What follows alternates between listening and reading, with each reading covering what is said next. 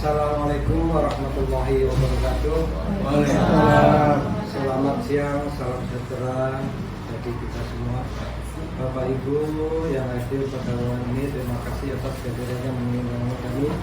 Pada kesempatan siang kali ini, kami izinkan untuk menyampaikan sesi berbagi pemahaman dan pengalaman sebagai bagian daripada tugas aksi nyata TGP modul 1.4.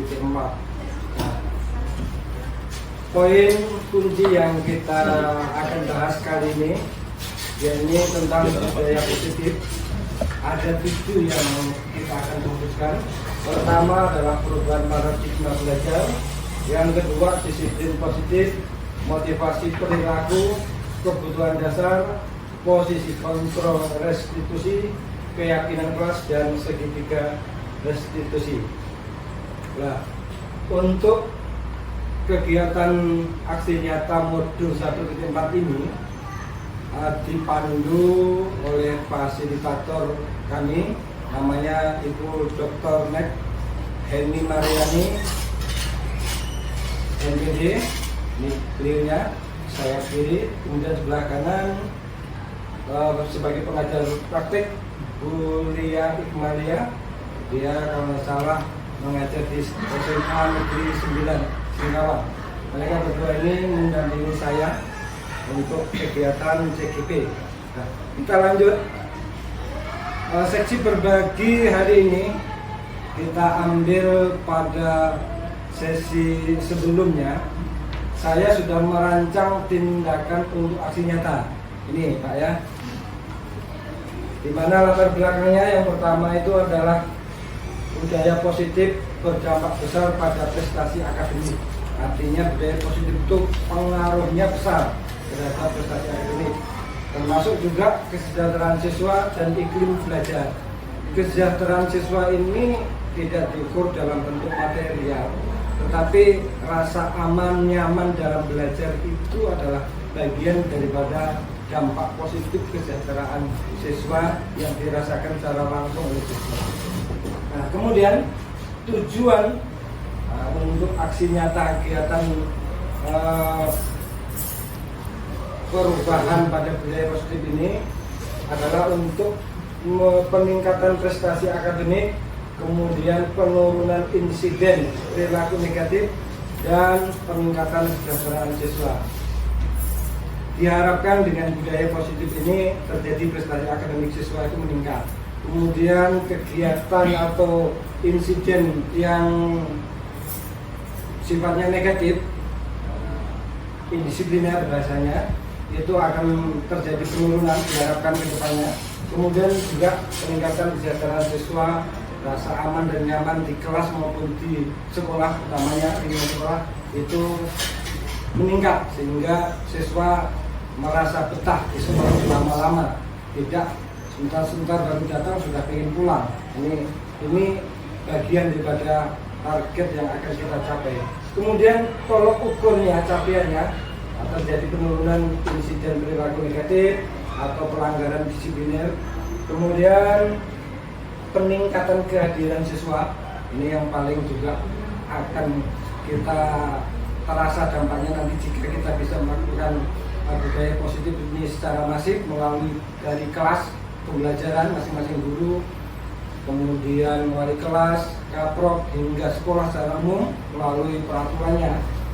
Diharapkan insya Allah akan terjadi peningkatan kehadiran siswa ini yang akhir-akhir ini sudah mulai juga insya Allah ada pertanda membaik, meningkat pasti kehadiran siswa. Kemudian juga diharapkan kalau ukurnya terjadi peningkatan prestasi akademik. Selanjutnya juga akan dilakukan survei kepuasan siswa, orang tua, dan staf sekolah. Utamanya misalnya siswa puaskah dia sekolah di sini, orang tua puaskah orang tua menyekolahkan anaknya di sekolah sini. Ini contohnya nanti akan kita laksanakan. Ini masanya, ini Pak. Yang pertama, kami akan membentuk tim kerja untuk melaksanakan budaya positif ini, baik itu melibatkan guru, staf sekolah, orang tua, dan siswa. dalam perancangan dan pelaksanaan strategi budaya positif. Kemudian akan mengadakan pelatihan untuk semua anggota tim terkait dengan prinsip-prinsip disiplin positif, motivasi pribadi dan segitiga restitusi. Hal ini sebenarnya sudah kita pahami secara teoretik, tetapi untuk praktik baiknya kita perlu juga melakukan pelatihan agar untuk memastikan cara-cara yang akan kita lakukan budaya positif itu benar secara konseptual dan dibenarkan secara praktiknya. Kemudian yang ketiga itu adalah mengembangkan kebijakan sekolah yang mempromosikan disiplin positif. Kita juga nanti akan berkolaborasi dengan manajemen dalam penyusunan peraturan dan sebagainya agar mengedepankan nilai-nilai budaya positif atau kebajikan universal lebih didorong, lebih diutamakan ketimbang misalnya adalah melakukan misalnya panisme yang juga tidak memberikan efek secara positif. Nanti insya Allah ini kan berpandangan ya. Kemudian yang keempat adalah menerapkan praktik disiplin positif, kemudian memberikan penghargaan atas prestasi siswa dan proses restitusi secara konsisten di seluruh sekolah. Nah, kegiatan disiplin positif, kemudian penghargaan atas prestasi, kemudian penerapan restitusi ini bukan kegiatan yang sifatnya insiden, tetapi akan dilakukan secara masif, kontinu, terus menerus dan berkelanjutan dari tahun ke tahun. Nah, jika kita sudah mampu sampai tahap penerapan yang benar budaya positif ini, sekolah itu tidak perlu membangun pagar tinggi-tinggi. Nggak ada. Ini malah sama dengan penjara. Jika budaya positifnya itu sudah kuat tertanam. Ini tidak perlu malah. Anak itu nanti akan kesadaran dengan otomatis, guru melaksanakan tugas juga dengan kesadaran otomatis melalui motivasi prinsip yang sudah tertanam di dalam hatinya. Kemudian selanjutnya adalah melakukan pemantauan. Nah, dalam kegiatan ini yang diperlukan pertama adalah pelatih yang ahli dalam disiplin positif. Insya Allah dalam perjalanan setahun ke depan biasanya akan dilakukan setelah pasca CGP itu akan mengadakan pelatihan, kemudian materi dan sumber daya yang mendukung, kemudian dukungan dan komitmen dari kepala sekolah dan staf manajemen sekolah kita diperlukan kolaborasi, kemudian juga keterlibatan orang tua dalam mendukung implementasi praktek budaya positif. Ini dimulai dari rumah utamanya ini. Nah, pembiasaan siswa dan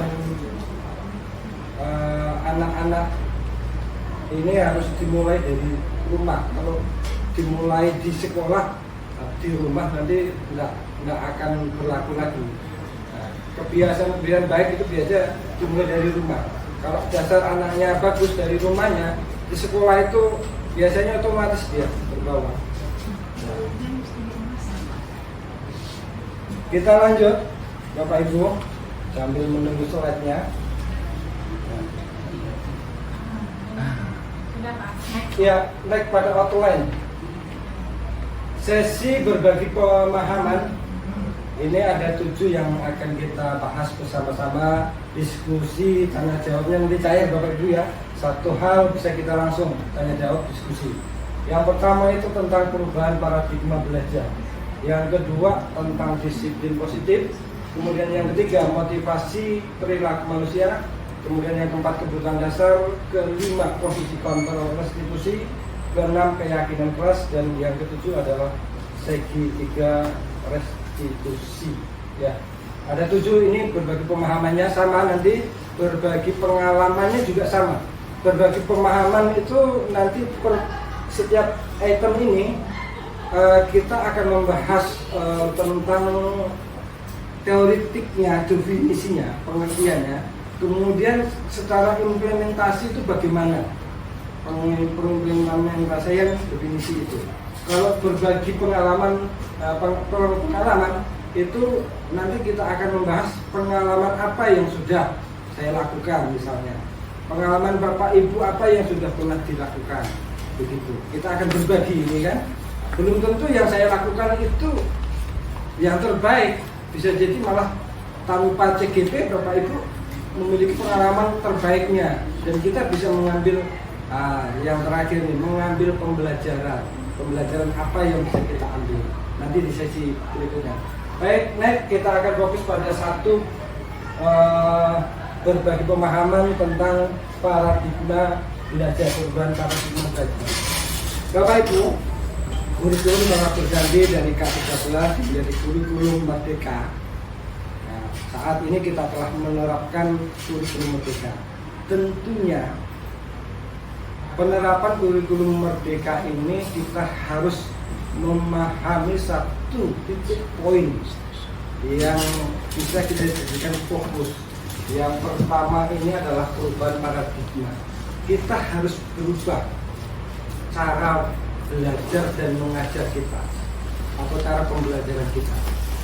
Secara definisi, kita harus berpindah ya, migrasi, beralih dari pendekatan tradisional yang berfokus pada otoritas guru dan kontrol ketat menuju ke pendekatan yang menekankan pada pembelajaran yang berpusat pada murid.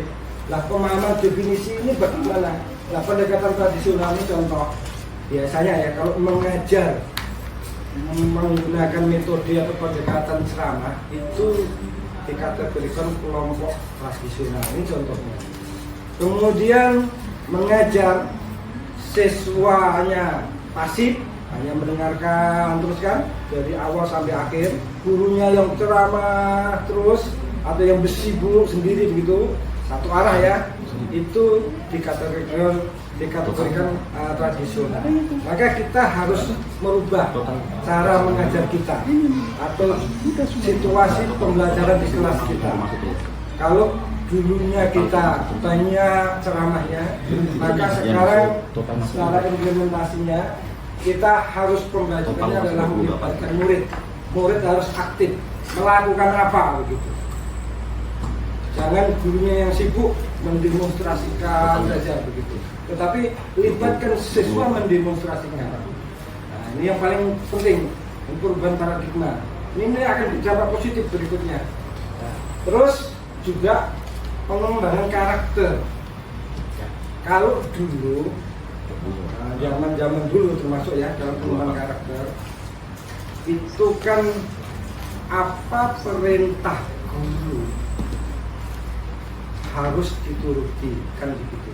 Paradigma baru ini, siswa itu diberikan kewenangan untuk mengambil perintah guru yang bisa diikuti dan perintah guru yang tidak bisa diikuti. Karena merdeka ya, ada perintah yang dia tidak setuju. Tetapi dalam perspektif positif ya, kalau perintahnya itu perspektif negatif tentunya sudah kita pahami. Nah, dalam sudut pandang positif ya, misalnya siswa kita suruh untuk melakukan A, ternyata A yang kita suruh untuk dilakukannya itu hal yang paling dia tidak sukai. Ini contoh. Ini harus kita melihat dari sisi paradigma baru ini, paradigma belajar. Kita memang harus banyak mengenal karakter ini. Kemudian dan pembelajaran sosial emosional, kita melatih sosial emosional siswa, bagaimana dia bisa menggunakan emosinya dia dengan benar, kemudian mengontrol sosial atau menggunakan sosial juga dia sama dengan kawannya dengan baik dan benar. Misalnya dia melakukan empati, contohnya peduli dengan kawannya apa tidak, itu harus juga kita ajarkan. Nah, yang paling pokok ini Bapak Ibu ya, dalam implementasi, dalam pembelajaran usahakan sebisa mungkin kita melibatkan murid secara aktif dalam proses pembelajaran. Kalau pembelajaran produktif, kejuruan saya yakin rata-rata itu siswa diberikan tugas untuk melakukan mengerjakan tugas, utamanya secara mandiri, utamanya ya, misalnya menggambar, lebih baik menggambar kalau konstruksi. Tetapi kalau misalnya pembelajaran agama, sejarah, misalnya acara apa misalnya? Bahasa Indonesia, kira-kira pengajaran apa yang bisa melibatkan murid secara aktif di pelajaran bahasa Indonesia itu? Diskusi, seperti belajar bermain kan nanti mereka sama temannya kan ada juga nih Kak. Misalnya satu menyampaikan argumen, nanti temannya menanggapi nih. Memberikan pendapat sendiri ya, dari tanggapan temannya. Oke. Kalau diskusi di kelas itu biasanya berjalan aktif atau pasif? Misalnya kalau siswa 70% apa? Berapa? 70% ya. Berarti agak lumayan ya. Berarti anak misalnya si A ngomong A biasanya kan, kemudian dilempar pertanyaan, siswa yang lain bisa menjawab dengan kritis. Berarti pembelajaran berpikir kritis sudah mulai jalan untuk anak ya. Oke, terima kasih. Kalau misalnya Pak Nuriska, pembelajaran agama, kira-kira kalau contoh implementasi melibatkan murid secara aktif dalam proses pembelajaran itu biasanya seperti apa Pak Nuriska penerapannya? Biasa menggunakan tugas kelompok Pak. Ya, tugas kelompok. Tugas kelompok ya. Oke, kan ya. Ada namanya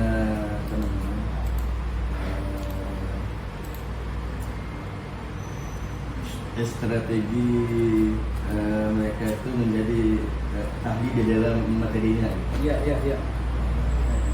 Kemudian dibagi sesuai dengan materinya. Kemudian mereka setelah membahas materinya itu, yang ahli materi itu nanti disebarkan untuk menyampaikan materi ke kelompok lain. Untuk menyampaikan Ya, versi kelompok ahli ya. Oke, baik, terima kasih sudah saya tangkap. Bapak Ibu, kita bisa mengambil pembelajaran dari beberapa sampel dari Bu Salina, bagaimana proses pembelajaran yang melibatkan aktif siswa. Contohnya adalah Bu Salina melakukan pembelajaran dengan menerapkan diskusi ya, diskusi. Kemudian terjadi interaksi yang aktif antar siswa, tanya jawab. Kemudian tadi yang kegiatan ya, kegiatan apa tadi, penerapan tadi ya. Kemudian yang dari Pak Nuriska mendekati sama juga, dia kelompok, belajar kelompok lah kita anggap itu ya, dengan model, kelompok model ya, kelompok ahli sama. Ini juga bisa kita terapkan Bapak Ibu sebagai contoh perubahan paradigma belajar anak. Sebisa mungkin kita bisa menggunakan project based learning ya. Tapi kalau guru ada normatif berarti menyesuaikan ya. Kalau guru kejuruan kan itu secara otomatis rata-rata umumnya adalah project based learning. Kemudian bisa kita menggunakan problem based learning berbasis masalah. Diskusi itu bagian sebenarnya ya, bagian daripada model problem based learning. Ada masalah kita bahas bersama kan begitu. Ini contoh, dan ada yang lainnya. Kita lanjut, benar. Selanjutnya yang kedua, disiplin positif. Cara pengertian definisi, apa itu definisi positif? Nah, definisi positif itu adalah pendekatan yang fokusnya pada penguatan perilaku positif. Ini Bapak Ibu ya, penguatan perilaku positif melalui penghargaan dan pengakuan serta pembelajaran dari kesalahan tanpa hukuman yang merusak. Disiplin positif ini lebih ditekankan pada motivasi intrinsik. Anak itu tergerak untuk melakukan disiplin positif, sesuatu yang baik, tanpa lebih banyak dipengaruhi oleh pihak luar atau orang luar. Ya eksternal, guru itu luar, dari luar, eksternal. Dia muncul dari dalam dirinya sendiri. Nah, kemudian yang paling pokok yang perlu kita lakukan itu apa? Ini garis tebalnya ya. Kita diusahakan memberikan penguatan perilaku positif. Penguatan. Ini yang paling pokok. boleh melalui penghargaan, wah bagus kerjamu, ini contoh, itu juga penghargaan ya. Contoh misalnya melihat anak melakukan sesuatu lah, kita puji, memberikan pujian, itu adalah sesuatu yang akan memberikan penguatan pada perilaku positif. Wah bagus kerjanya, lanjutkan, coba tambahkan buat ini lagi. Kalau perlu kita berikan tantangan-tantangan lagi setelah kita puji. Sekalipun hasil kerjaan anak itu sebenarnya secara teoritik belum benar atau masih banyak salahnya. Contoh saja lah, misalnya pekerjaan Jumiati, gambar gitu kan, dari tampak depan sampai samping sudah ketahuan salah sebenarnya. Wah, bagus, kita lihat dari sisi positifnya, warnanya jambu ya, warna jambu, kita pilih gitu Pak. Pak Nuralian, sebenarnya saya melihat ada letak salahnya gitu. Kita pilihan warna memang bagus, entah warna jambu apa gitu. Nah di situ coba kau tingkatkan ini lagi. Nah ini contoh. Mengambil pekerjaan anak dari sisi positifnya saja, sekalipun banyak yang salah gitu. Kemudian kita berikan motivasi, dorongan untuk penguatan tingkat positif, meningkatkan lagi, memperbaiki lagi, tanpa menunjukkan oh ini salah, wah langsung melemah melempem, besok tidak mau buat lagi. Ini contohnya ya. Nah secara teoretik implementasinya Bapak Ibu, kita mencoba menggunakan sistem penghargaan. Nanti contohnya ya, wah memberikan pujian, bagus. Tambah lagi, tingkatkan lagi, ini contoh penghargaan. Kemudian kalau bisa diusahakan membuat perjanjian kelas atau keyakinan kelas. Ini untuk diskusi ya, kesepakatan kelas. Kalau dalam P5PK itu komitmen kelas, semuanya sama, perjanjian kelas, keyakinan kelas, perjanjian kelas sama. Ini tujuannya Bapak Ibu untuk mengikat mereka, kesadaran mereka agar terbiasa dengan budaya positif. Mengikat dia, tetapi bukan terus menyandra dia, ya, mengikat dia untuk terbiasa menunjukkan sifat positif. Misalnya, tadi sudah kita bahas contohnya ya, perjanjian kelas. Perjanjiannya masuk jam 7 kan begitu ya, paling lambat 15 menit. Lah konsekuensinya apa dibuat? Dia melakukan konsekuensi itu atas dasar kesadaran dia. Kalau kita hubungkan segitiga restitusi itu sadar konsekuensinya, dia melakukan konsekuensinya itu atas dasar kesadaran dia, bukan terus kamu kan melanggar, tidak konsekuen, cuci WC, tidak. Tapi dia, Pak, saya melakukan ini, kesalahan ini, saya bertanggung jawab, saya konsekuen, saya lakukan sebagai pengganti penggalan saya ini. Nah ini contoh. Kalau umpama kita mampu sampai ke situ, maka disiplin positif, budaya positif, insya Allah akan mendorong pada nilai-nilai kebajikan universal pada diri anak kita, dan secara otomatis juga kita sendiri. Yang kadang tanpa sadar kita juga melenceng juga dari budaya positif juga dalam keseharian kita. Nah ini kadang walaupun kita juga bisa mengontrol diri kita, menempatkan diri kita mana hal yang baik, mana hal yang tidak baik dalam kapasitas kita sebagai pengajar. Nah ini ya, bisa perjanjian kelas tentunya, komitmen kelas boleh, atau kalau misalnya wali kelas ya boleh, perjanjian kelas juga boleh, guru boleh perjanjian kelas belajar ya, misalnya belajar mapel, nah itu boleh. Jadi tidak hanya kelas saja. Kalau dia pelaku kaprok boleh perjanjian program kalian, nah, boleh. Atau keyakinan jurusan, ini contoh boleh. Atau keyakinan sekolah, dalam kapasitas sekolah, misalnya Pak Reza gitu ya, maka kan membuat keyakinan sekolah, ini contohnya. Tidak harus kelas gitu. Dan nanti dia berlaku secara menyeluruh seluruh sekolah, ini contoh.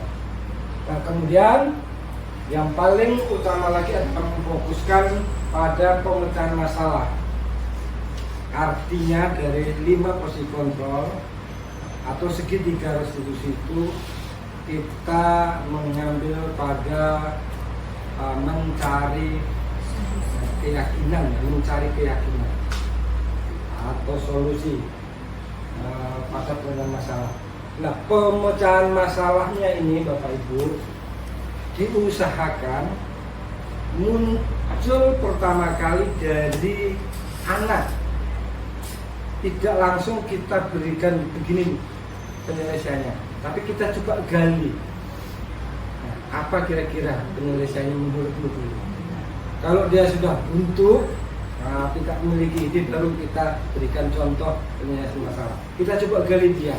Kalau dia menggali anak, bagaimana solusi? Kalau dia muncul dari dirinya, dia secara naluriah akan muncul motivasi intrinsik. Karena itu dari dirinya sendiri. Nah, begitu kita berikan penguatan. Nah, kamu sudah memberikan solusi, punya ide untuk pemecahan masalah ini. Coba kamu laksanakan sekarang. Kita sama-sama laksanakan. Bapak akan melihat perubahan Anda. Ini contoh. Ini kita lanjut yang ketiga, benar? Yang ketiga adalah motivasi perilaku manusia. Teori motivasi Dassler biasanya yang kita pakai ya kalau dalam motivasi perilaku manusia ini. Nah, secara definisi itu adalah pemahaman bahwa perilaku manusia didorong oleh kebutuhan dasar dan tujuan yang ingin dicapai. Kebutuhan dasarnya itu apa? Nah, kalau kebutuhan dasarnya ingin bertahan hidup, maka itu menjadi bagian daripada motivasi dirinya. Ingin dihargai orang lain contohnya. Juga itu menjadi bagian daripada motivasi dirinya. Ini motivasi dasar. Atau ingin mendapatkan penghargaan, ini contoh motivasi dasar ini contohnya. Kemudian, nah, termasuk ini juga tujuan yang ingin dia capai. Apa tujuan yang ingin capai? Kemudian motivasi ini bisa bersifat dari dalam dirinya, intrinsik, dan juga bisa berasal dari luar dirinya, ekstrinsi. Misalnya dia memenuhi kebutuhan dasar, ingin bertahan hidup. Kenapa? Karena ada yang harus dia pikirkan. Kalau tidak melakukan ini, orang lain akan terkena. Begini contoh. Contoh ya, satu orang melakukan pelanggaran, misalnya satu kelas dia akan menerima hukuman. Ini contoh, iya kan? Nah ini contoh motivasi perilaku. Berubah atau melakukan sesuatu yang baik itu bisa dipengaruhi oleh dirinya sendiri, juga bisa dipengaruhi oleh pihak lain atas komitmen dan tanggung jawab dan dampaknya itu. Nah kemudian secara implementasi bagaimana kita dapat melakukan motivasi perilaku manusia baik untuk memenuhi dorongan kebutuhan dasar dan tujuan yang ingin dicapai dari dalam dan dari luar dirinya, maka yang paling dominan, yang paling kita utamakan, usahakan kita akan mendorong motivasi intrinsik di dalam diri, utamanya dengan siswa ya, dengan memberikan tantangan yang relevan. Kita berikan tantangan dan memberikan ruang bagi murid untuk memilih serta mengontrol proses belajar mereka. Contohnya, siswa sudah mengerjakan A, kita berikan penghargaan misalnya. Ini sudah kuanggap sudah tuntas. Tapi kalau Anda mampu mengerjakan ini, maka Anda akan saya berikan penghargaan lebih dari sekedar tuntas. Ini contoh pemberian motivasi dari ekstrinsik akan memunculkan motivasi intrinsik pada siswa. Ini contohnya ya. Kemudian memberikan ruang pada murid untuk memilih serta mengontrol proses belajar mereka. Artinya apa? Dalam dia memilih cara bagaimana dia menyelesaikan tugas pembelajarannya, apakah dilaksanakan di dalam kelas pembelajaran atau di luar kelas pembelajaran atau misalnya atau ekstra atau di sekolah, diselesaikan secara mandiri atau berkelompok atau berkolaborasi. Dia diberikan ruang kebebasan, ya. Kemudian penting kita bisa mengontrol dan apa yang dia lakukan, kebebasan yang kita berikan itu sudah dalam koridor kesepakatan kelas. diusahakan. Kalau memang boleh bekerja bersama, maka disepakati dalam kelas. Nah, begitu. Kecuali memang tugas mandiri, berarti harus masing-masing. Ini contoh. Yang penting berarti kita bisa mengontrol. Kenapa? Kalau tidak bisa kita ngontrol, misalnya tugas mandiri, mereka saling tukar hasil pekerjaan dia. Si A telah menyelesaikan, si B copy paste. Ini contohnya yang akan terjadi. Kita lanjut yang keempat, kebutuhan dasar. Pengertian dari kebutuhan dasar, kebutuhan yang mendasari bagi kesejahteraan dan perkembangan murid. Apa saja kebutuhan yang mendasari bagi kesejahteraan dan perkembangan murid? Ini contohnya adalah rasa aman. Bapak Ibu, hal yang paling penting untuk siswa dalam belajar di kelas pembelajaran maupun di sekolah, ya, itu dia merasa aman. Merasa aman dulu. Jadi tindakan-tindakan siswa yang sifatnya berdampak negatif, yang menyebabkan tidak aman di kelas maupun di sekolah, jika terjadi atau jika ada, memang sesegera mungkin diselesaikan dengan baik dan dijadikan pembelajaran untuk mengikat semua yang ada di warga untuk bisa menjaga keamanan. Karena yang paling pokok keamanan. Misalnya saja, contoh di kelas anak itu ditemukan kehilangan HP. Ini jika berulang-ulang kali, wah sudah, anak tetap tidak akan merasa aman di dalam kelas dan termasuk juga di dalam sekolah. Nanti akan luntur kepercayaan terhadap kelas pembelajaran, kepercayaan pada sekolah, dan akan melahirkan statement negatif di luar sekolah. Dampaknya akan sangat pengaruh besar.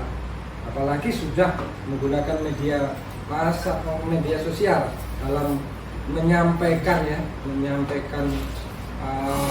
misalnya adalah kekecewaannya terhadap kejadian yang terjadi dalam kelas. Kita tidak segera menangani. Ini kita juga bukan tidak pernah kejadian dalam kelas. Contoh, yang pertama rasa aman, yang kedua rasa kasih sayang. Bapak Ibu lainnya, rasa kasih sayang ini ternyata adalah menjadi bagian daripada penguat pemenuhan kebutuhan dasar dan motivasi intrinsik bagi siswa. Rasa kasih dan sayang. Perlakukanlah anak didik kita itu selayaknya atau sebagaimana anak kita sendiri. Dalam tanda petik, dia perlu perhatian, perlu diperhatikan, kemudian dia perlu diberikan rasa sayang. Jadi tidak ada dalam keseharian kita diusahakan dalam teori motivasi ini adalah kalau dalam 5 posisi kontrol itu adalah yang pertama dan yang kedua sebagai penghukum dan sebagai pembuat rasa bersalah. Diusahakan tidak ada, tapi yang dimunculkan adalah rasa kasih sayang. Kalau munculkan rasa kasih sayang ini, rasa kasih sayang itu kalau posisi kontrol mendekati dalam tanda petik itu posisi kita sebagai teman, mendekati di situ. Lebih banyak kita pakai di situ saja rasa kasih sayang. Ya, sekalipun dia melakukan kesalahan, tetapi kalau dalam bahasa halusnya menunjukkan kesalahan dia dengan cara yang halus. Kemudian memberikan sampel-sampel solusi, cara-cara memperbaiki kesalahan, baik itu hukuman atau tindakan positif lainnya, itu dengan cara kasih sayang. Dan ini bukan gampang. Itu memang yang paling cocok adalah guru yang sangat memahami ilmu psikologi. Nah, gitu. Kalau kita secara guru-guru umum rata-rata susah. Tapi kata kuncinya Bapak Ibu, kalau kita terbiasa mendidik dan mengajar anak kita, anak sendiri maupun anak orang lain di kelas pembelajarannya, di kelas pembelajaran ya, dengan cara yang kasar, maka anak nanti kita akan melahirkan anak yang karakter kasar, baik secara verbal maupun non verbal. Yakinlah itu, dan itu akan menjadi karakter anak sendiri maupun di kelas begitu. Kalau kita terbiasa menggunakan dengan cara-cara yang verbal maupun kasar, maka dia akan nanti akan melahirkan karakter dia. Jadi anak itu mewariskan karakter kasar. Maka sebaiknya kita dianjurkan memperbanyak penguatan kasih sayang. Apalagi kalau sudah usia 50 ke atas ini usahakan paling dominan itu rasa kasih sayang. Diusahakan paling dominan rasa kasih sayang. Seolah-olah anggap aja dah cucu sendiri berarti ya. Oh, mantap Pak. Seolah-olah cucu sendiri aja. Perbanyak kasih sayang. Karena sudah kita anggap sudah berlalu lah cara-cara yang hukuman dan sebagainya gitu. Sudah. Sama itu juga dulu pengalaman saya, Pak Profesor Ure Husuna Asmara, Profesor Guru Besar di Untan, itu beliau sangat disiplin sekali, sangat tegas dan sebagainya. Begitu mengajar kami, dia langsung berkomitmen berjanji, tidak lagi pakai cerita marah-marah, menuntut mahasiswa harus disiplin dan sebagainya. Dia apa yang kamu lakukanlah. Nah gitu. Kenapa? Dia merasa sudah waktunya falling down atau menurunkan begitu. Begitu. Nah, kemudian beliau berpesan kepada kami saat kami belajar, Profesor Ure Husuna Asmara, mungkin ada yang tahu lah ya kan. Nah, untuk senantiasa mengambil sisi positifnya, hanya mengambil sisi positifnya saja. Nah, begitu. Anak melakukan perilaku yang tidak baik itu kadang disengaja, kadang tidak sengaja, kan begitu. Maka kita harus mengambil sisi positifnya, melihat dari sisi positifnya. Tentunya tetap kita akan mengontrol ya, Bapak Ibu ya. Kemudian rasa memiliki, ini penting. Anak harus memiliki rasa memiliki di dalam kelasnya. Misalnya contoh, dari rasa memiliki akan muncul dia kesadaran bagaimana kelasnya bisa bersih, ya kan, bisa aman, bisa nyaman untuk belajar, dia bisa peduli, kan begitu bentukkan begitu. Kemudian otonomi berarti bebas dari gangguan ya. Nah, kalau dia boleh, kalau sekolah misalnya contoh menetapkan kelas moving atau kelas tetap, ini terserah. Tetapi kalau dalam bahasa ini otonomi, memang lebih disarankan bagi kelasnya kelas tetap. Tapi tidak untuk minat juga boleh bisa saja kami buat kebijakan kelas moving. Kelas moving konsekuensinya kadang kalau dilihat dari tanggung jawab anak-anak kita itu masih rendah gitu. Jam sini pindah ke sana gitu kan, tanggung jawab kelasnya terhadap kursi dan sebagainya kalau kulihat anak-anak ini relatif rendah. Tetapi kalau sudah budaya positif itu bagus, sekalipun itu moving terus, tidak ada masalah Bapak Ibu. Karena melihat dari pengalaman saya mengajar di SMK Negeri 7 Semarang, STM Pembangunan, STM sudah berkelas ya, sudah papan atas kelas nasional levelnya. Itu dia moving terus, kemana-mana ganti jam, pindah-pindah, ganti jam ya, itu pindah Pak. Kelasnya selalu bersih. Kenapa? Budaya positifnya sudah bagus. Nah, jadi kata kunci kalau budaya ini sebenarnya sekolah makin besar, maka budaya positifnya seharusnya makin bagus. Nah ini. Maka kalau misalnya kita sekolah sudah besar, budaya positifnya belum bagus, kita sama-sama memperbaiki, menguatkan budaya positifnya. Kalau budaya positifnya belum bagus ya, nah, maka kita sama-sama melakukan perubahan. Nah, secara implementasinya, Bapak Ibu, mari kita sama-sama memastikan bahwa lingkungan belajar yang mendukung kebutuhan emosional dan psikologis murid seperti rasa aman dan diterima dalam komunitas belajar lah. kita sama-sama pastikan anak merasa aman ya, dan merasa nyaman di kelas maupun di sekolah. Nah, mungkin ada pengalaman kita berbagi tentang kebutuhan dasar ini. Pak Andreas, silakan Pak Andreas. Ingin tanya, rasa aman, rasa nyaman di kelas ini kulihat di jurusan bangunan di belakang ini anak sudah sangat tinggi. Silakan Pak Andreas. Kuncinya satu ya, bikin suasana menyenangkan. Dan anak merasa betah gitu aja. Betah ya. Oke, terima kasih. Dan jangan dipaksa untuk belajar karena anak kemampuannya terbatas loh. Ya, ajak bermain. Pak Ardi, gimana melihat kebutuhan dasar rasa aman, nyaman, rasa memiliki dan kasih sayang ini? Ya, itu rasa kebebasan. Kebetulan kita kan dicanangkan di bengkel kan ada tempat yang bagus, enak. Kelas sebelah ada AC, kelas sebelah hari kipas angin. Waktu istirahat pun main-main di dalam, walaupun pakai game, enak. Ya, walaupun dia tidak ikut sama-sama, 2-3 orang kantin, titip pada titip enak, dia rasanya enak. Ya rasa aman. Tempatnya rasa aman. Rasa aman. Iya. Bengkel bersih, halaman enak dipandang.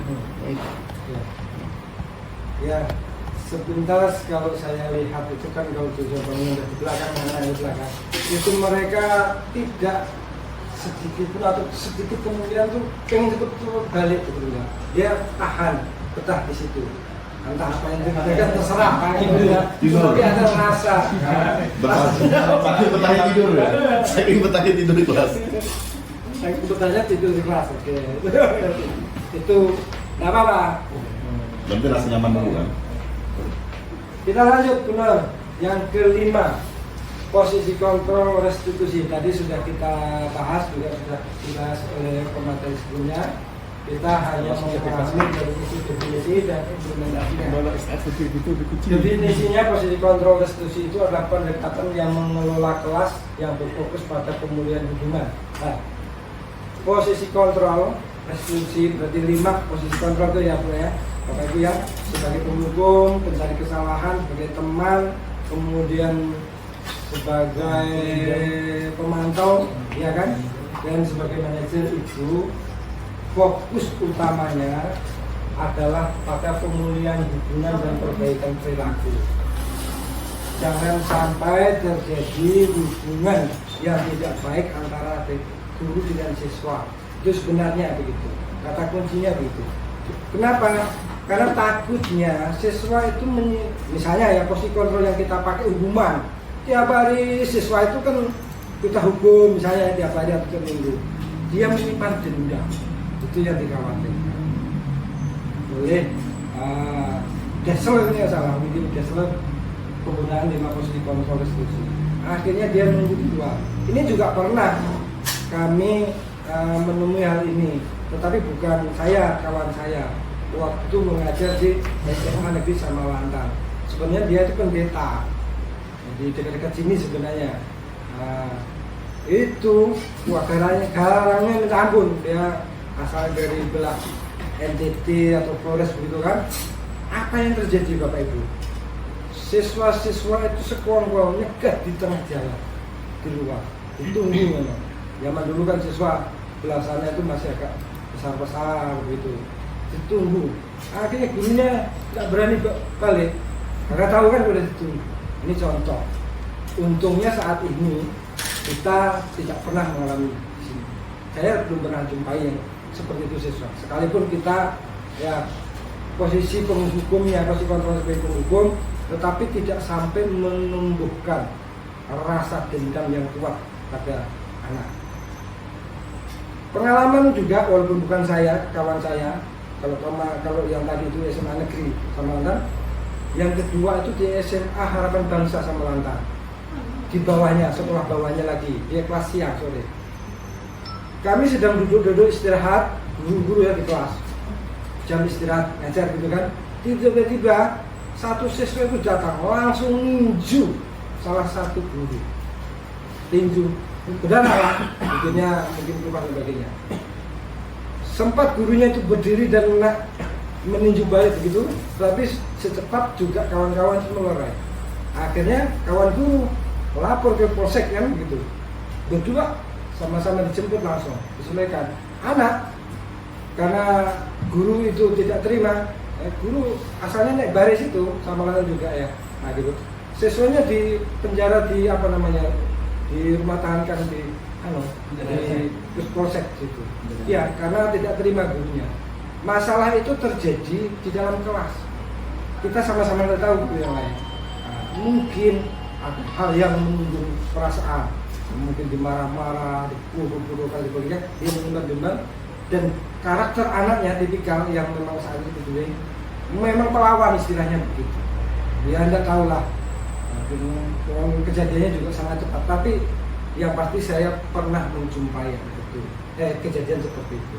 Ya, kita berharap, ini kan harapan William Gisler dengan memperkenalkan 5 posisi kontrol itu jangan sampai terjadi dalam kelas pembelajaran kasus-kasus seperti itu. Siswa nunjuk, kalau misalnya penghukum guru nunjuk siswa kan bisa, ibaratnya begitu ya. Tapi kalau siswa nunjuk gurunya itu luar biasa. Nah itu yang susah. Ini juga 1996 pernah saya jumpai di SMK Negeri 7 Semarang, STM Pembangunan waktu ngajar.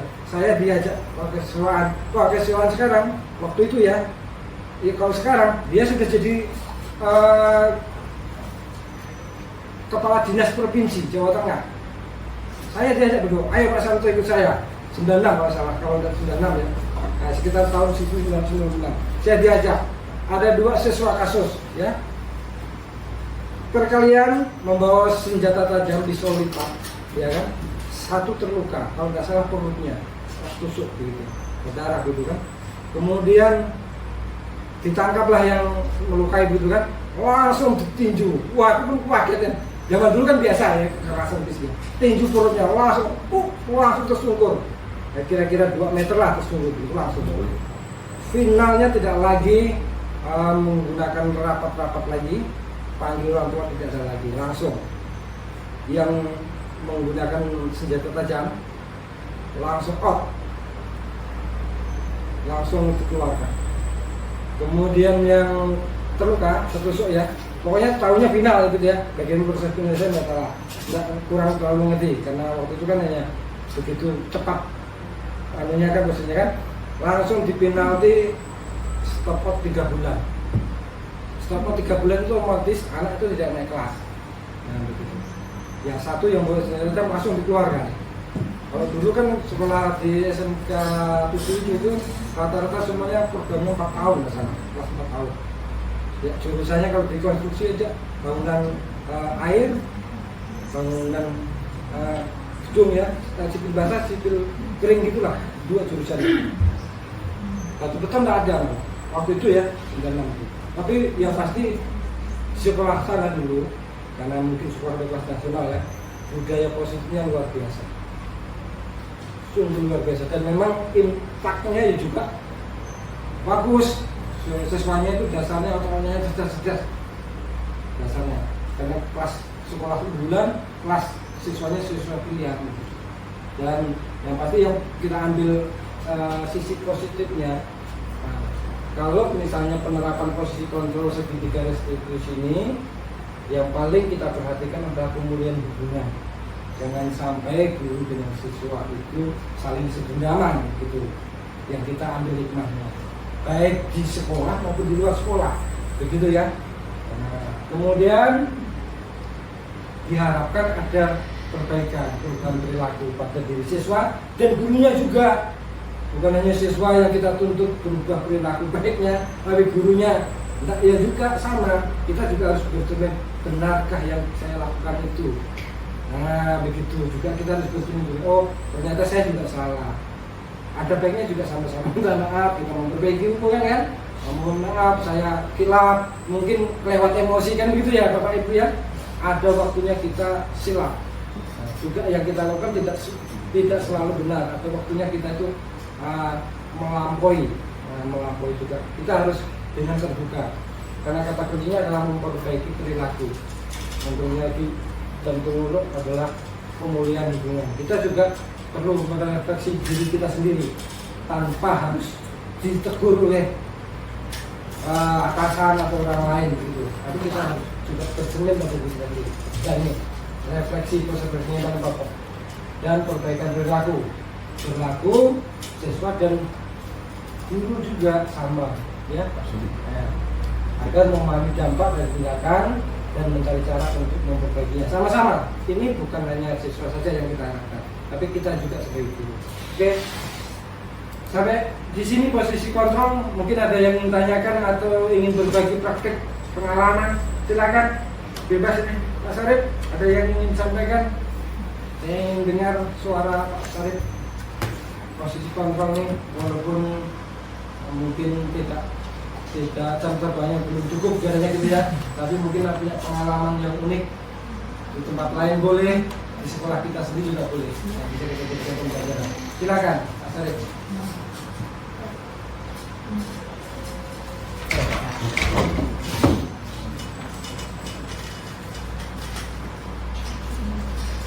Mungkin ini aja kali Pak, pengalaman sebagai wali kelas Pak kan ya.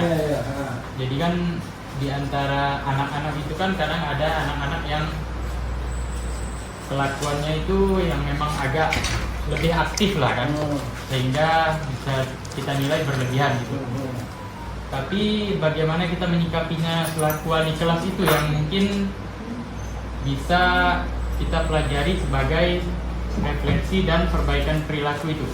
Jadi kalau ketika ada kasus siswa dengan guru tertentu misalnya, jadi posisi kita selaku wali kelas itu mungkin lebih baiknya itu kita tidak mematahkan semangat mereka gitu.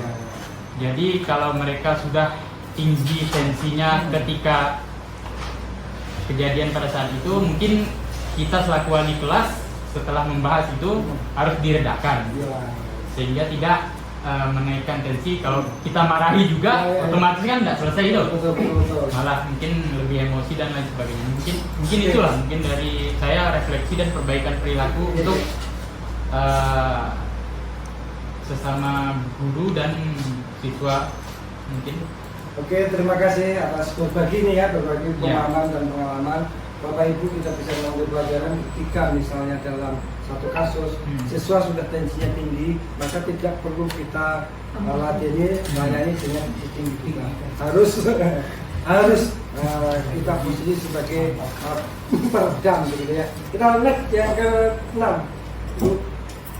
Yang ke-6 ini adalah keyakinan kelas. Seperti tadi ya, keyakinan kelas ini bisa kita buat dalam bentuk poster-poster, perjanjian kelas, peraturan kelas dan sebagainya. Yang intinya itu dibuat oleh guru dengan siswa bersama-sama, tidak dibuat oleh guru saja, dan begitu ya. Kemudian tujuannya adalah untuk menciptakan lingkungan kelas belajar yang positif dan suportif. Ini secara implementasinya bisa Bapak Ibu membuat aturan, kemudian membuat poster-poster dan sebagainya ya Bapak Ibu ya. Nah, ini diusahakan bisa dipraktikkan dalam tahun ajaran baru. Masing-masing kelas dibuat bisa peraturan, perjanjian, atau poster-poster keyakinan kelas bisa dibuat, bisa ditempel di kelas masing-masing. Ya Bapak Ibu ya, ini hanya untuk langkah awal menumbuhkan budaya positif melalui kelas. Lanjut yang ke-7 adalah segitiga restitusi. Tadi juga sudah kita singgung. Nah, yang paling pokok model segitiga restitusi ini adalah kita melakukan yang pertama adalah stabilisasi identitas, memahami masalah yang pasti begitu. Jangan sampai konteks masalahnya itu yang kasusnya itu tidak kita pahami. Kita mau selesaikan tapi sudah miss konteks pemahaman ini yang nanti menjadi malah bumerang. Setelah masih identitas, stabilisasi identitas, baru yang kedua itu adalah validasi tindakan. Nah, misalnya yang dilakukan siswa begitu ya, benarkah siswa melakukan ini itu, begitu. Mengapa kamu melakukan ini dan itu. Kemudian yang ketiga itu adalah mencari keyakinan, menggali, merefleksi kebenaran apakah yang dikerjakan atau yang tindakan negatif yang dilakukan siswa, misalnya siswanya itu sudah sesuai dengan keyakinan kelas, aturan kelas, dan sebagainya. Kemudian mencari solusi bersama, bagaimana solusi terbaiknya. Ini Bapak Ibu ya. Ini. Kita lanjut kepada sesi berbagi pengalaman ya. Sesi berbagi pengalaman langsung kepada outline. Ini sama ya, outline-nya 1 sampai 7 sama. Kita lanjut yang pertama ya, sesi berbagi yang pertama. Ini ya, tapi ini berbagi pengalaman dan pembelajaran. Pengalaman yang pernah saya lakukan apa, yang pernah lakukan Bapak Ibu apa, gitu kan. Dan kita mengambil pembelajarannya. Nah, ini yang paling pokok. Ya, kita lihat yang pertama langsung pada paradigma belajar. Nah, ya, perubahan paradigma belajar, pengalaman saya dalam mengajar ini Bapak Ibu ya, itu melibatkan murid dalam proses belajar secara aktif dan memberikan lebih banyak ruang untuk inisiatif mereka. Murid menjadi lebih semangat dan terlibat dalam pembelajaran.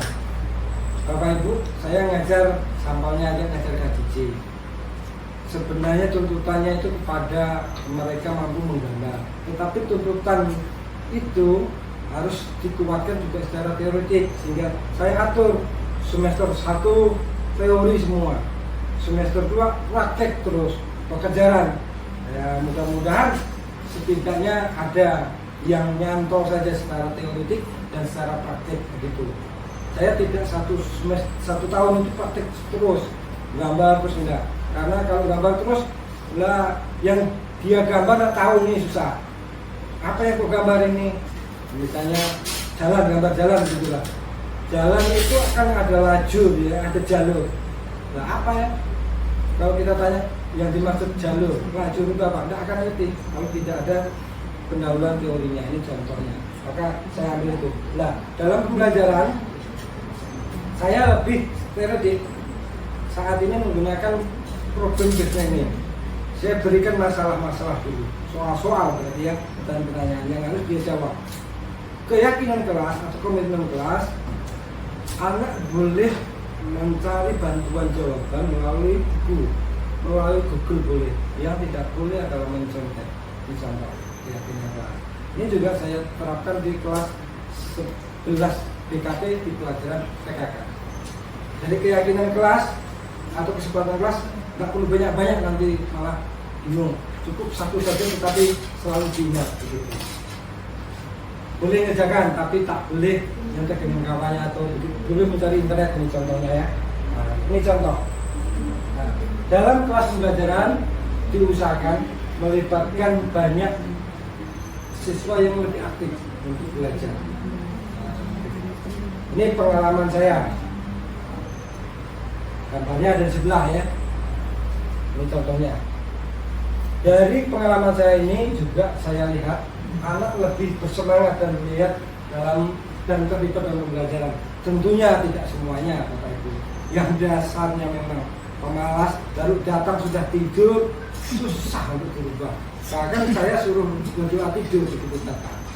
Nah begitu. Itu sangat sulit. Tetapi ini tantangan kita, harus bisa bagaimana anak yang tidak bersemangat menjadi bersemangat. Ini tantangan yang paling berat. Ini kenapa diusahakan dalam satu kelas itu keberhasilannya itu sama-sama berhasil, tidak ada yang terlewatkan. Begitu harapan kita. Nah, ini masih sulit, tetapi untuk bersemangat dan terlibat ini sudah muncul, ya Bapak Ibu ya. Nah, kemudian pembelajaran kita ambil Bapak Ibu ya. Paradigma belajar yang berpusat pada murid ini mampu meningkatkan kemandirian dan rasa tanggung jawab. Jika pembelajaran berpusat pada murid ini bisa meningkatkan kemandirian, anak mengerjakan secara mandiri. Nah, tidak mau selalu tuntut, bertanggung jawab. Nah, kemudian yang kedua, Bapak Ibu, benar? Ya, ada disiplin positif. Yang pertama, ini pengalaman pribadi saya juga melakukan posisi sebagai pendukung, mencari kesalahan di sekolah maupun di rumah. Itu juga biasa saya lakukan waktu itu. Tapi sekarang sudah mulai berubah, menempatkan diri posisi sebagai teman dan sebagai pemantau. Ini lebih banyak ke arah situ saya.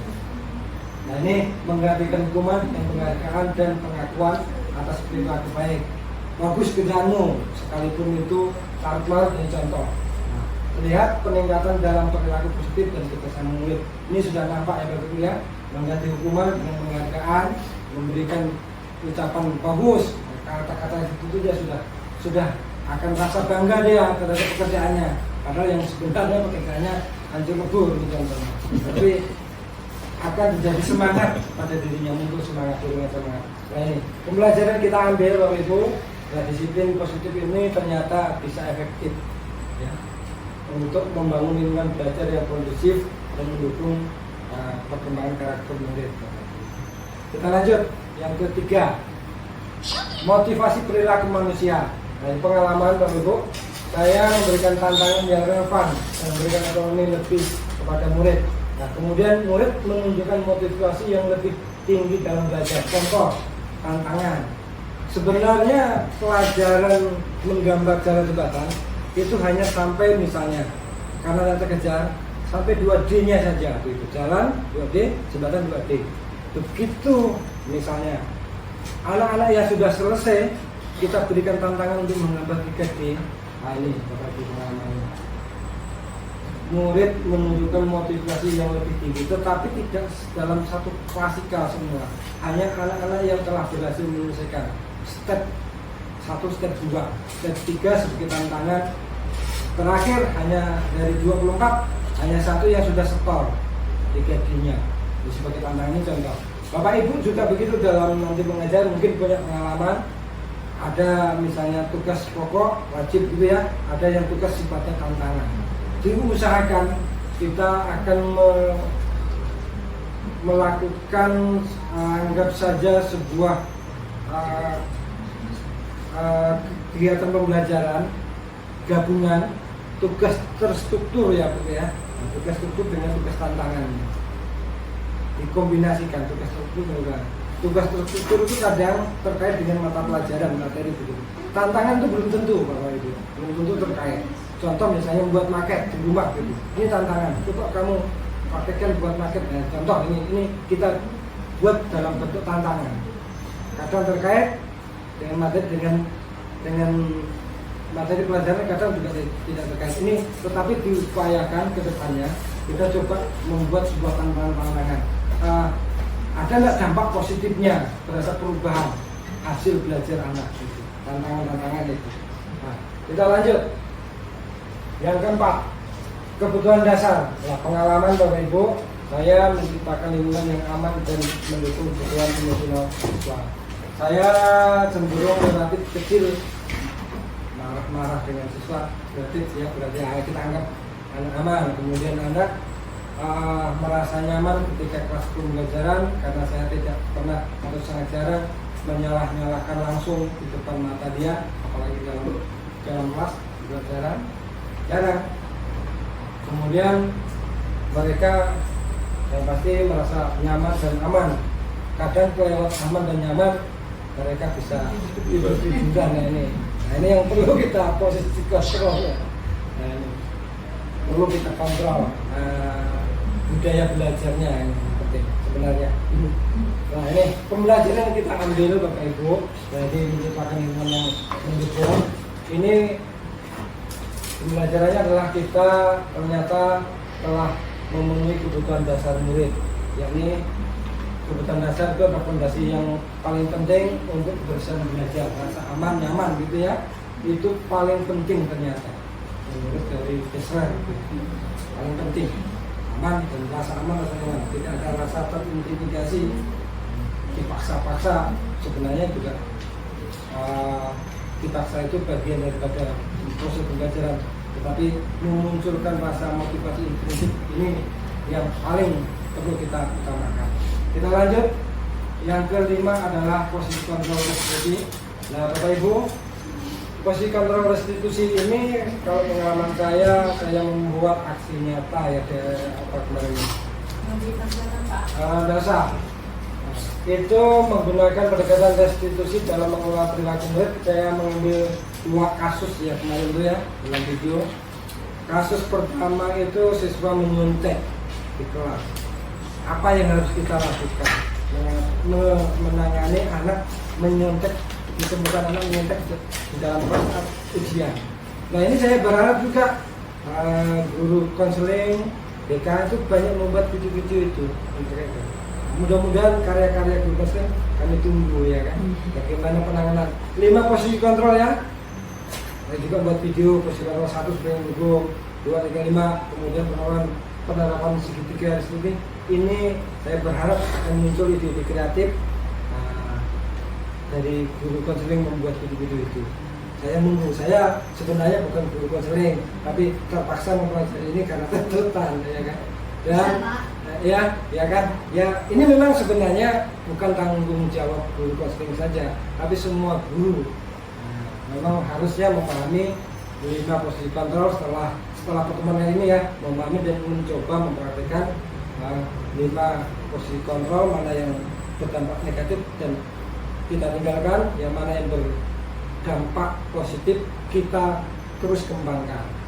5 posisi kontrol. Kemudian penanganannya, penggunaan segitiga restitusi ini sangat penting untuk kita coba terapkan dalam penyelesaian masalah ya, di kelas pembelajaran maupun kasus-kasus besar juga sama.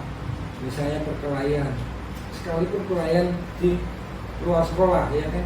Nah ini sama, ini dasarnya di sini. Sebagai posisi manajemen, konselor dan guru semuanya wajib memahami dan tahu dan bisa menerapkan dalam keseharian kita di kelas pelajaran maupun di sekolah. Utamanya 5 posisi kontrol dan penyelesaian masalah menggunakan segitiga restitusi yang paling dominan. Ini ya Bapak Ibu ya. Nah, kenapa pembelajaran yang bisa kita ambil ternyata restitusi membantu membangun hubungan yang lebih baik antara guru dan murid serta meningkatkan rasa tanggung jawab murid. Ini ternyata ada sisi positifnya, gitu. Sisi positifnya tinggi. Oke, yang keenam Bapak Ibu adalah keyakinan kelas. Pengalaman saya menyusun aturan kelas bersama murid dan mendiskusikannya nilai-nilai yang paling penting. Nah, kalau saya itu ada contohnya di situ, apa itu jujur, kemudian tanggung jawab, dan empati, ada 4 ya dalam kelas. Contoh, ada 4 kalau salah, buat teman kita tampilkan itu mungkin di lembar berikutnya kalau salah ya, kecilkan tidak apa-apa benar. Nah ini diusahakan masing-masing kelas baik sebagai guru mata pelajaran, wali kelas ya, masing-masing membuat aturan kelas atau keyakinan kelas, presentasi. Tidak perlu banyak-banyak Bapak Ibu ya. Kalau terlalu banyak malah hanya ibaratnya sebagai pajangan saja, tidak akan jalan. Karena nanti yang akan membuat kan bukan hanya Bapak Ibu saja, kan banyak guru ya kan. Cukup 1 saja.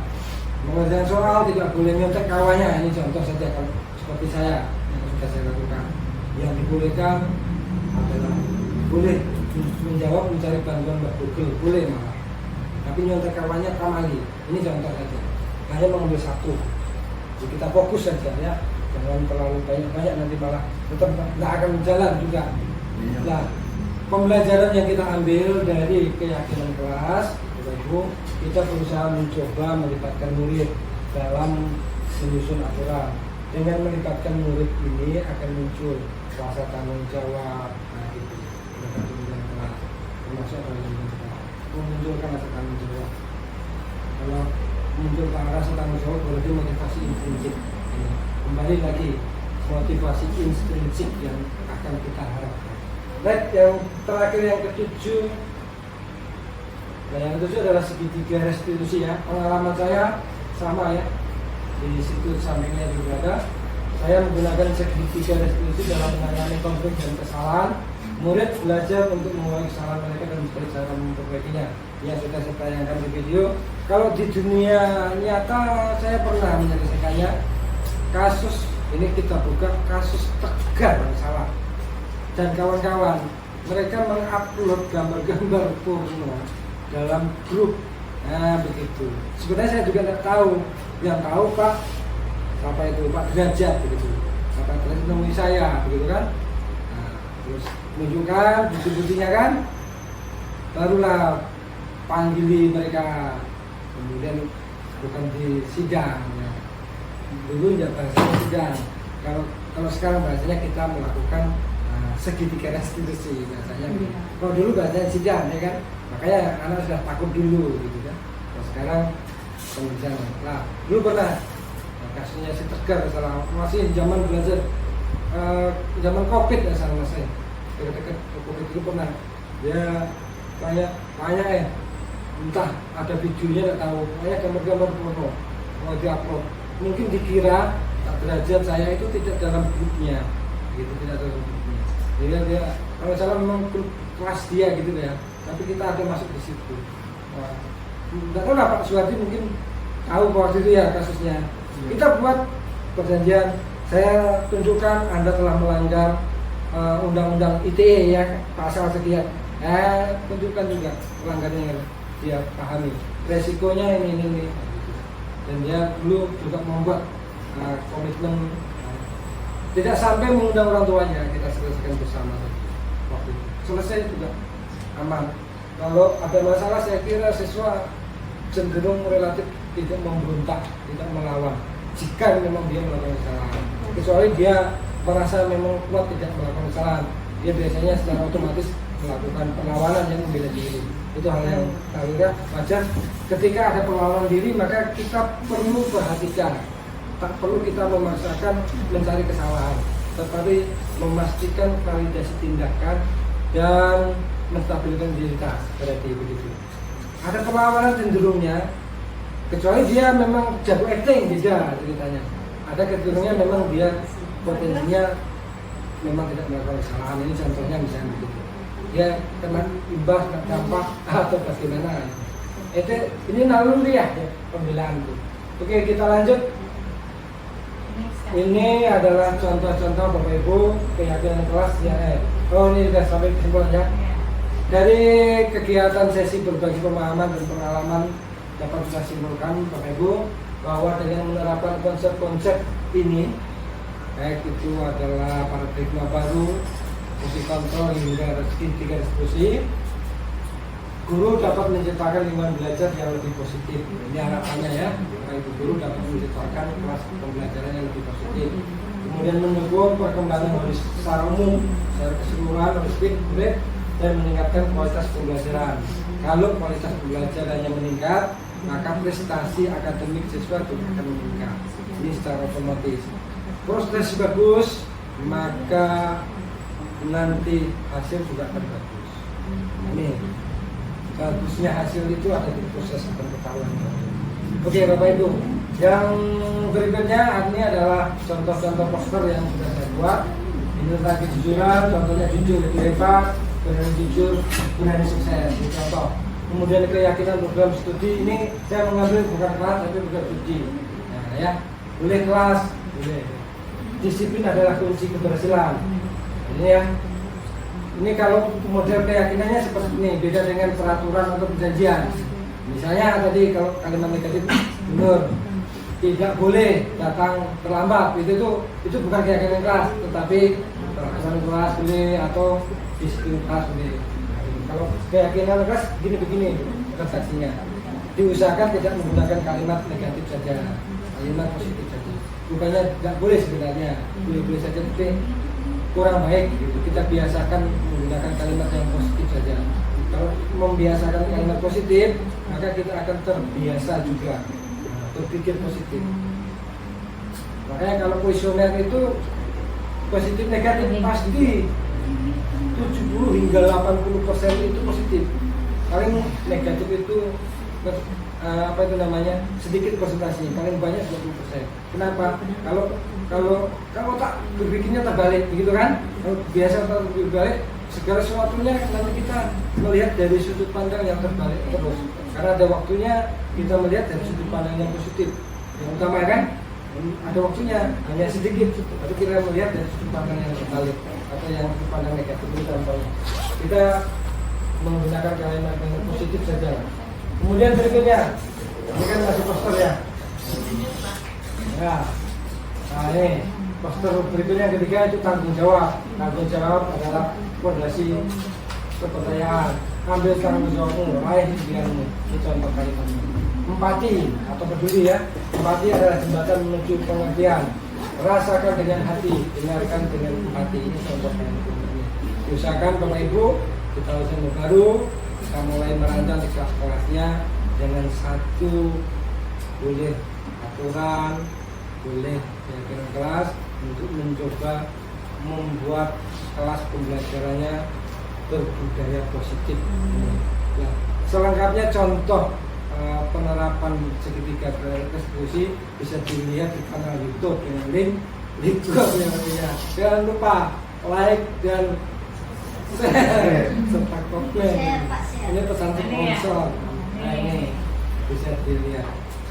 Ya Bapak Ibu ya, sampai di sini mungkin Bapak Ibu ada yang bisa kita ceritakan berbagi pengalaman. Jalan, silakan yang ada. Pas. Oke silakan, kita baca dulu. Ya. Bicara mengatasi ini Pak, ini kan yang menggambar dari WA itu.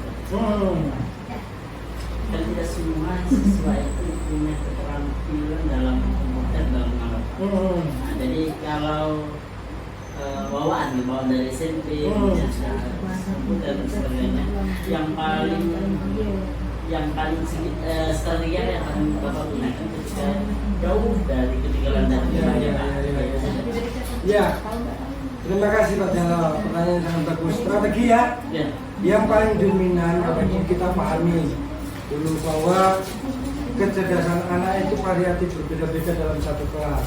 Ada yang laju gitulah, ada yang lama dan bahkan yang lambatnya gitu ya. Nah, terus apa yang kita lakukan strateginya? Pertama adalah sebenarnya ya Bapak ya, anjuran dalam kurikulum mereka itu kita melakukan pembelajaran diferensiasi. Pembelajaran diferensiasi kasusnya seperti ini Bapak Ibu. Maka kalau anak yang memang istilahnya bahasanya bopal gitu, maka tugas-tugasnya itu tidak sama dengan tugas-tugas yang anak-anak yang pintar. Memang kita turunkan gambar yang mudah. Kalau ini yang pintar-pintar kasih suruh gambar misalnya lantai 2, begitu kan? Nah yang anak ini yang kurang gambarnya satu lantai, ini contohnya. Gambarnya bukan yang rumit-rumit, sudah satu lantai saja, tidak yang rumit, yang sederhana. Bikin kotak sajalah, nggak lagi bersekat-sekat ibaratnya begitu. Ya,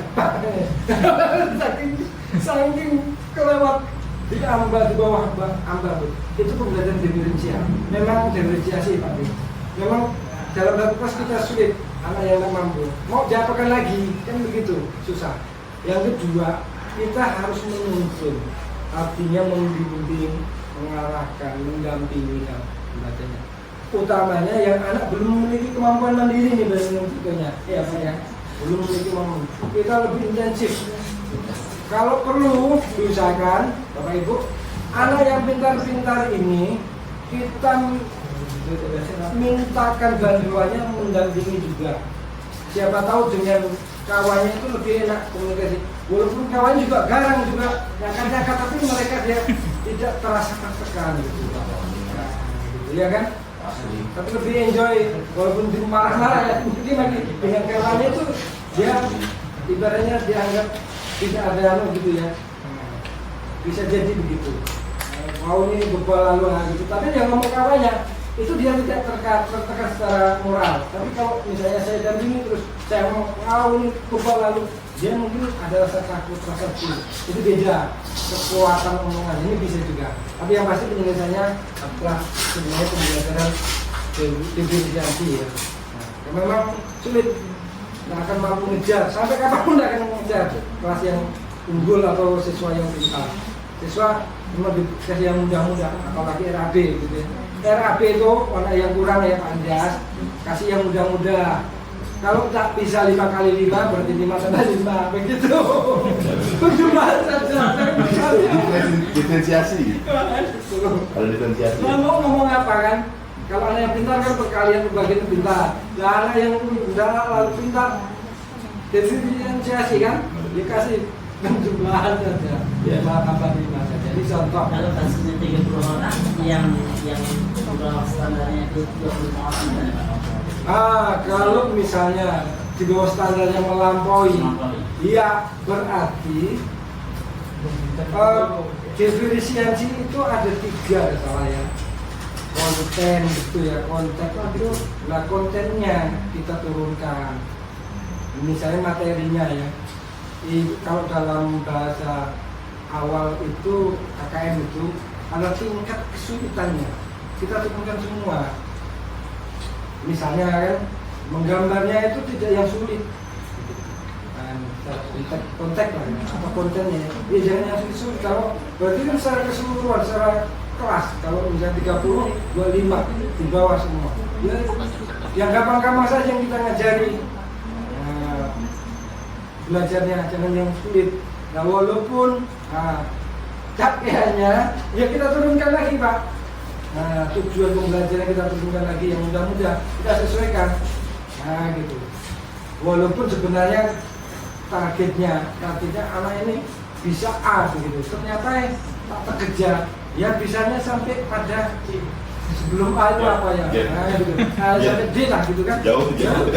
Kalau penguasaan modul itu kalau seperti saya dulu itu gitu ya. Saya menguasai targetnya adalah di perusahaan itu modul C gitu ya. Ya memang modul D ya sudah sampai modul D. Kita turunkan Pak. Sudah turunkan. Hanya bedanya kalau pembelajaran saya dengan misalnya Pak Ian dengan Pak Nuriman, saya lebih kepada arahnya diberikan. Tapi kalau penulisan Pak Ian itu sudah mengarahnya pada yang ke-6, kompetensi yang ke-6 Pak Ian. Mencipta. Anak harus muncul di kepalanya kan, menggambar rumah, dikasih bayangan, ini gitu. Sudah tinggi, ya berat. Nah, kalau misalnya cara klasikal ya, penulisan Pak Ian, seperti cara misalnya dari 30 sila menjadi 45, ya berarti cara kita diferensiasi berarti kasih contoh gambar dulu, biar belajar menggambar dulu. Sudah paham baru kita suruh dia mencipta begitu. Mencipta baru kita suruh mencipta. Ini contoh membuat diferensiasi kemudian dia tingkatan ini. Memang saya akui kalau orang dasarnya tidak memiliki bakat, nah, sudah kita dorong langsung mencipta. Itu sudah mencipta. Penerima kelas belajar penerima sudah kategori mencipta melalui daya kreasi dia ya. Memang berat kalau dia tidak memiliki bakat. Nah, kalau saya di KJC tidak kuarahkan mencipta memang, malah itu ini gambar kau buat ulang, gambar ulang itu sederhana enak. Itu pun juga jatuhnya tidak secara klasikal selesai semua, enggak, paling 50% yang mampu menyelesaikan sesuai dengan target pembelajaran. Ini sudah luar biasa, tapi memang target mencapai kepada mencipta itu boleh dan bagus karena itu kekhasan skill kemampuan kamu bisa apa.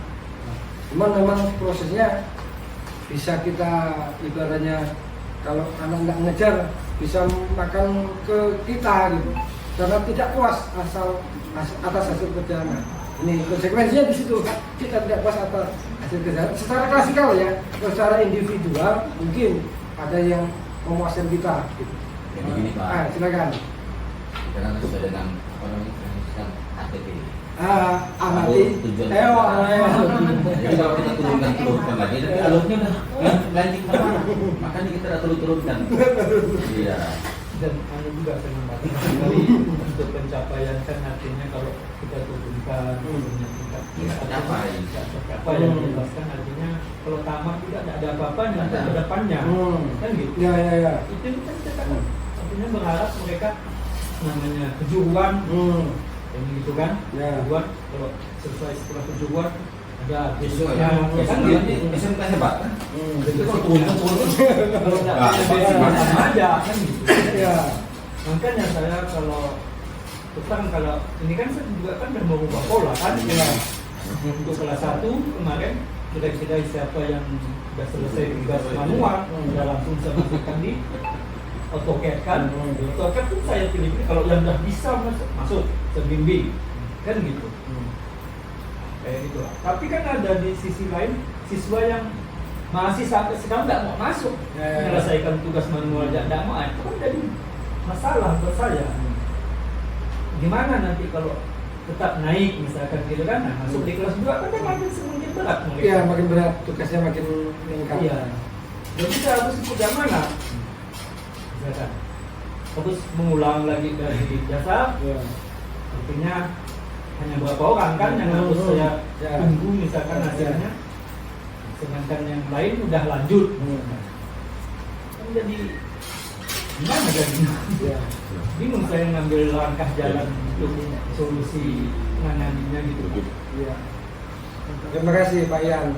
Memang pembelajaran berdifferensi itu tak semudah dengan kata-kata. Dalam penerapan karena kita klasikal, ini memang repot kalau dalam penerapan. Iya, yang dari Pak Santos menyatakan kan, dan mereka tidak bisa 5x5 atau pakai 15x5 kan gitu. Kan artinya kan terlalu jauh kan. Iya, terlalu jauh. Jadi cara yang itu sebenarnya bisa dipakai sama SD. Supaya dia punya kepercayaan diri. Ini kan untuk menumbuhkan kepercayaan diri mereka. Berarti mereka tidak berusaha. Dia walaupun dia salah, oh ini udah bagus. Wah, pokoknya jangan terus. Itu SD Pak. Oh dia SMP tidak bisa gitu. Nah hebat lagi. Tadi kan mesinnya kan kalau 5x5 dia tidak tahu kan. Gimana caranya ngitung 5x5 tuh. Kasihlah kita trik-trik angkanya. Diganti 5+5 aja. Kalau saya tidak setuju. Artinya tidak bakalan tercapai. Tidak ada bakal Pak kalau seperti itu. Tidak ada peningkatan ya. Iya. Makanya saya juga mengambil kesimpulan macam di kelas 11. Kira-kira kemarin dari sekian orang saya amati gambarnya, kan saya kasih tugas ke rumah tingkat. Itu rumah tingkat kan saya suruh cari dengan di Google. Silakan yang tidak sama satu. Yang kedua silakan dia cari yang paling mudah yang mana sih yang paling tingkat. Tujuan saya gitu Pak. Silakan aja, makanya tidak saya paksa. Jadi Pak Ian itu sudah melakukan diferensiasi sebenarnya. Iya, artinya tidak saya paksa harus kayak gini gitu kan. Yang penting rumah tingkat itu ada tangganya. Nanti kan mereka saya mengisikan bagaimana ngitung tangga. Iya. Kita kan cuma kalau misalnya cuma 9 orang yang termasuk. Tapi pun ada beberapa orang yang selesai. Yang selesai yang sampai tidak mungkin itu masih ada. Kali masih ada 4 atau 5 orang lah. Gitu. Terima kasih Pak Ian atas penjelasannya. Pak Ian telah berbagi. Sebenarnya secara tidak sadar Pak Ian itu telah melakukan pembelajaran berdifferensiasi. Kenapa? Karena memberikan kebebasan siswa, ya kan? Iya. Mana yang mereka menganggap mudah bisa, tetapi inti tanpa meninggalkan inti pokoknya ya Pak Ian. Nah begitu. Itu sangat bagus, bisa kita ambil satu pembelajaran untuk kita semua. Bentar Pak Andreas ya, Kusumi tadi sudah tersehat. Silakan Kusumi. Terima kasih banyak. Jadi gini Pak, tadi kan Bapak sempat singgung tentang BK yang membuat konten Pak ya. Sebenarnya ada Pak, tapi yang menjadi dasar saya itu adalah asas. BK itu kan punya asas kerahasiaan. Sedangkan untuk penanganan BK sendiri itu tidak boleh anak yang punya masalah tidak boleh diketahui sama yang tidak memiliki andil untuk itu. Dimana saya mau ekspos, kecuali bimbingan kelompok itu bisa diekspos. Tapi kalau punya konseling kelompok, bimbingan konseling individu yang sifatnya privasi itu tidak bisa dikontenkan, tidak bisa menjadi konsumsi publik. Itu yang menjadi pertimbangan saya. Banyak sekali foto, video yang ada di BK itu banyak, tapi itu hanya untuk keperluan BK, untuk dokumentasi saja. Agak arsip. Kalau kami sudah melakukan bimbingan, layanan dan sebagainya. Kalau seandainya nanti dari Bapak atau dari yang lain pengen melihat konten yang BK buat, mungkin hanya sekedar bimbingan kelompok yang ada asas-asas Pak untuk ada siswa yang punya masalah. Kami harus memberikan keyakinan dulu kepada siswa kalau masalah ini tidak akan disebarluaskan. Kita berdua aja yang tahu, makanya keluarlah itu benar permasalahan, apakah itu permasalahan dia dengan ibunya, dengan keluarganya, itu akan keluar. Kalau saya tidak memberikan rasa aman, rasa kepercayaan dengan siswa itu tidak akan keluar Pak. Makanya disitulah akan muncul yang tadi asas kerahasiaan yang harus saya jaga. Asas kerahasiaannya ya. Ya, seperti itu Pak. Pokoknya dengan kode etik. Iya. Terima kasih atas penjelasan Bu Sumi. BK memang sangat memahami tentang ilmu-ilmu konselor ya dibanding kita. Dalam kelas pembelajaran mungkin ada hal-hal tertentu yang sifatnya kerahasiaan kasus tertentu, dan ada hal tertentu juga yang sifatnya juga bisa diambil pembelajaran, ya kan? Betul ya. Mudah-mudahan kita terus dapat melakukan sesuatu yang terbaik untuk memunculkan budaya positif. Silakan Pak Andreas. Terakhir cukup kan? Karena udah mau istirahat. Oh ya. Oke, silakan Pak Andreas. Udah mau sholat kalau nenek. Enggak. Udah, ya mau sholat. Udah mau sholat nih. CGP ini kan tadi kan kalau tidak salah sebanyak memberikan rasa aman, nyaman, gitu kan, dan rasa memiliki. Nah, itu yang penting. Cuma rasa memiliki itu Pak yang kadang-kadang saya perhatikan sampai saat ini yang tidak bisa. Tapi artinya sampai saat ini yang belum tertanam lah di hati mereka ya, artinya dari siswa itu kan. Nah, barangkali ada solusi di mana. Itu kan kalau kita lihat di mana-mana, kalau di kelas kita lah terutama ya, yang namanya merasa memiliki itu kan baik kursi itu kan kalau memiliki sekolah tapi mereka rasa memiliki dia tidak ada kan gitu kan. Nah, itu barangkali ada solusinya. Iya. Terima kasih atas pertanyaan dari Pak Ian. Kita belajar dari pengalaman di sekolah kita bahwa rasa memiliki terhadap misalnya aset sekolah di kelas maupun di sekolah anak itu masih rendah, dan ini menjadi tantangan kita. Yang ditanyakan Pak Ian, bagaimana cara kita menemukan solusinya, kan begitu ya. Nanti kita bisa berbagi Bapak Ibu ya, dari saya dulu. Salah satu solusinya memang kita perlu sekolah bisa melalui kelas juga bisa. Salah satunya adalah membuat keyakinan kelas melalui poster-poster yang kita buat. Kemudian melakukan pembiasaan budaya rasa peduli ya. Rasa peduli, membangkitkan motivasi intrinsik peduli. Kemudian juga kita juga bisa membuat melalui untuk rasa memiliki rasa peduli itu melalui peraturan kelas juga boleh ya, dibuat peraturannya. Misalnya adalah aset sekolah ya, meja kursi begitu. Dan juga bukan hanya kelas sekolah gurunya, sebenarnya sekolah itu juga harus membuat satu regulasi terkait aset-aset sekolah, di mana yang bisa memunculkan rasa peduli, rasa memiliki siswa itu, sehingga dia akan menjaga, merawat, memanfaatkan dan dengan sesuai dengan porsinya, kemudian menjaga dan merawat. Menjaga dan merawat ini sangat sulit. Anak lebih kepada memakai, memanfaatkan.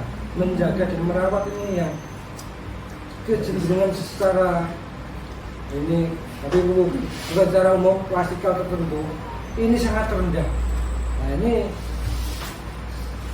kita memerlukan sebuah tanggapan dari Pak Reza nampaknya ini. Silakan Pak Reza sebagai penutup. Nah, kita perlu tanggapan atas pertanyaan Pak Alian ini. Rasa memiliki siswa karena ditemukan bagaimana aset-aset solusi untuk menimbulkan rasa memiliki, artinya baik siswa, guru semuanya lah, semuanya siswa lah kita. Pada sekolah ini kan untuk memberikan rasa nyaman, aman seperti itu kan, rasa nyaman lah tentunya kan kelas bersih, susunan meja dan sebagainya rapi dan sebagainya kan gitu kan, kelas tidak dicoret-coret gitu. Ini solusinya gimana? Baik, terima kasih Pak atas kesempatannya Pak. Silakan membantu menjawab. Mungkin ada beberapa strategi Pak.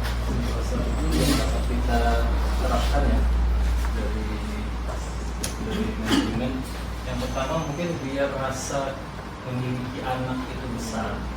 Jadi anak itu dari kelas 10 sampai kelas 12 itu berada di kelas yang sama. Itu pertama. Kelasnya tidak moving Ya, tidak memiliki kelas. Sehingga dia merasa memiliki kelas itu dari kelas 10 sampai kelas 12. Merawat, mulai dari merawat segala macam. Kita diberi tanggung jawab terhadap anak di kelas itu dan apapun yang terjadi di kelas itu. Jadi tanggung jawab mereka. Itu mungkin yang pertama. Strategi pertama dia rasa memiliki anak terhadap minimal itu di ruang kelasnya sendiri. Kemudian untuk skala mungkin yang agak lebih luas terhadap lingkungan sekolah, seperti agenda 7K itu memang harus tetap. Agenda 7K. Ya, 7K itu memang harus setiap minggu itu kita laksanakan. Jadi selain anak itu membersihkan atau merawat lingkungan kelasnya, juga merawat lingkungan di sekitar kelasnya. Nah, terutama di mungkin di bagian apa namanya, misalnya kita di dekat tuh 1-2 Pak Santo, di depan kelas itu kan ada taman tuh yang berjalan. Mungkin setiap kelas itu punya kaplingan masing-masing untuk membersihkan, merawat, menanam, ya, sehingga itu menjadi salah satu cara kita ya biar anak itu merasa sekolah itu menjadi rumah kedua mereka. Atau mungkin jadi rumah pertama mereka lebih betah berada di sekolah.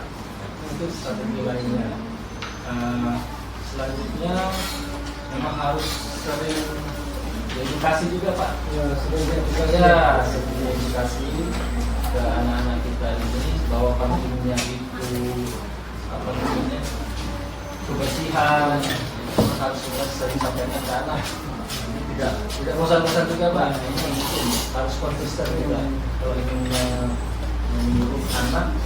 Pertama ya kita sebagai manajer tadi Pak ya, mencontohkan terlebih dahulu Pak. Itu mungkin salah satunya kalau kita ingin anak merawat apa namanya, sarana prasarana yang di sekolah, kita sebagai guru juga memberikan teladan. Contoh ya, memberikan contoh sehingga anak lihat. Ya seperti ini saya juga anak tuh merasa ada yang tidak merasa selalu disuruh. Kalau gurunya ikut juga terjun mau sampah misalnya seperti yang hal kecil, anak tuh pasti ikut. Ini tuh Pak, yang dapat saya sampaikan. Yang lain bisa menambahkan. Barangkali saya bagi contoh lah, kata lima kakak. Saya pun ikut kan, kok malah ya siswanya malah duduk. Nah itu yang maksud saya untuk siswa nih, gimana caranya? Gimana maksudnya kita pancing dengan kita ikutnya, membersihkan gitu. Kayaknya memang terus Pak. Ini aku kan? Nah, itu yang susah. Masalah. Terima kasih Pak Yan. Sebenarnya kita tidak cukup hanya membuat poster, membuat keyakinan, tetapi kita tetap secara eksternal mendorong dan menumbuhkan motivasi intrinsik ya, melalui nasihat, pembelajaran itu memang sangat diperlukan. Ternyata.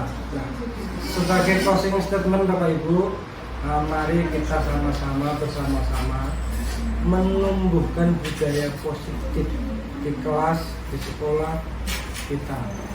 Ya, setelah budaya positif kita tumbuhkan, insya Allah sekolah kita akan menjadi sekolah yang aman, nyaman sebagai tempat untuk belajar. Dan setelah tumbuh budaya positif, disiplin positif dan sebagainya, kita yang paling tidak kalah pentingnya adalah merawat keberlanjutan.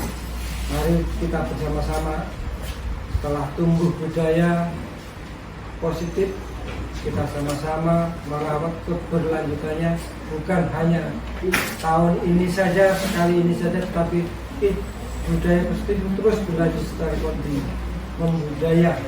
membumi di SMK Negeri 1 Singkawang. Mudah-mudahan dengan peran kita semuanya, budaya positif di SMK Negeri 1 Singkawang ini akan terus tumbuh dan berlanjut dari masa ke masa. Mari kita tutup bersama-sama pertemuan kali ini dengan bacaan hamdalah bersama-sama. Alhamdulillah. Terima kasih atas kehadiran Bapak Ibu. Mohon maaf apabila ada kekhilafan dari kami. Saya akhiri bila taufiq wal hidayah. Wassalamualaikum warahmatullahi wabarakatuh.